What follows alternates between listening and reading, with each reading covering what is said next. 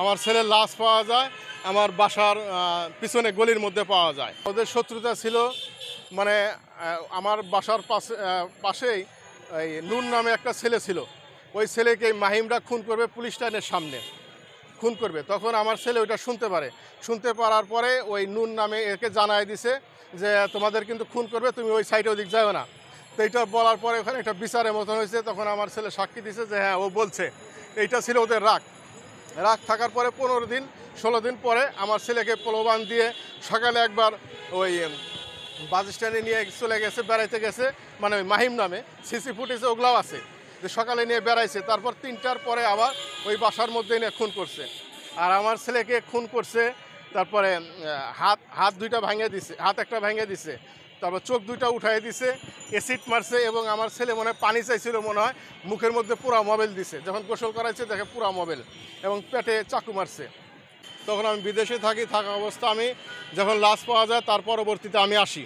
এর মধ্যে ওই তদন্ত অফিসার এবং ঠাকুরগাঁইটা তদন্ত অফিসার এবং পুলিশ ওসি দুইজনে ওই আমার ছেলের যে শরীরের সে যে আলামত, এই আলামত সহ পাশে 2 বাসা পরে আলামত সহ ওসি ওদের 3জনকে অ্যারেস্ট করে।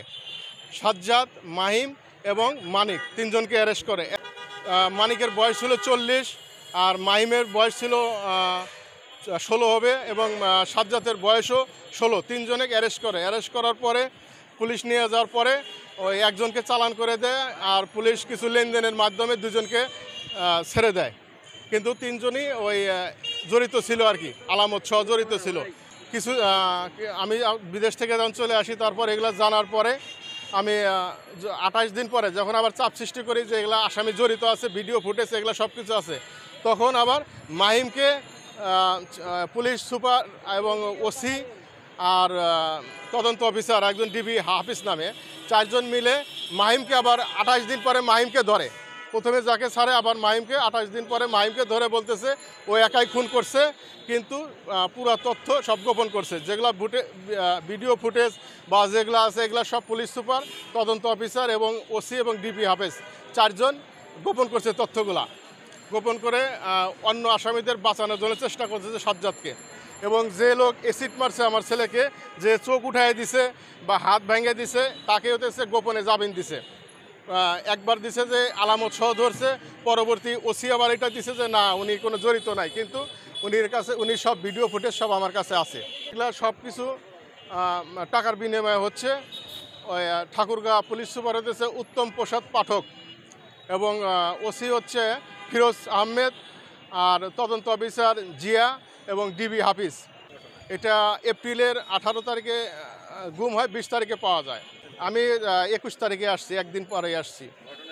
ঘটনা শুনে আমি চলে আসছি, সঙ্গে সঙ্গে টিকিট কাটছি, পরের দিন আসছি। আর আমি ইমার্জেন্সি 1 কাপড় নিয়ে চলে আসছি আর কি, 1 কাপড়ে চলে আসছি আমি বিদেশ থেকে আর কি। এই ছেলে হত্যা হয়েছে এটা শোনার পর আমি কিভাবে থাকি। আর আজ এই ছেলে স্ত্রীর সন্তানের জন্য আমি আজ বিদেশে গেছি। ক্লাস 5ম শ্রেণীতে পড়ে, 5ম শ্রেণীতে পড়ে, ক্লাস 5-এ পড়ে, প্রাইমারি স্কুলে পড়ে। ঘটনা আমার কাছে ভিডিও ফুটেজ সব কিছু আছে আমার কাছে। হত্যা শুরু থেকে মানে আসা যাওয়া যত ভিডিও ফুটেজ, এবং যেখানে খুন করছে মানে মাহিমদের বাসায় খুন করছে সে বাসার আলামত আমার কাছে আছে। যাদের বাসায় আপনার খুন করছে ওই বাসায় যে মাটি খুঁড়াইছে বা ওই প্লাস্টিকের বস্তার মধ্যে ঢুকাইছে, তারপরে কেমিক্যাল বোতল সব সহ আছে। এবং আমি জিটি করছিলাম, প্রথমে তো গুম হয়েছিল, মানে 18 তারিখে গুম হয়েছিল, আমরা তখন জিটি করছিলাম আর কি। তখন 20 তারিখে লাশ পাওয়া যায়। ওই সাজ্জাদের বাবা হচ্ছে প্রভাবশালী, ওকে বাঁচানোর জন্য সব কিছু ওই করতেছে। এইটা উনি ওইটা না, এটা কোনো জড়িত না, এটা প্রমাণ করছে কোনো জড়িত নেই। এটা হচ্ছে ওসিও লোক। যখন আমার ওই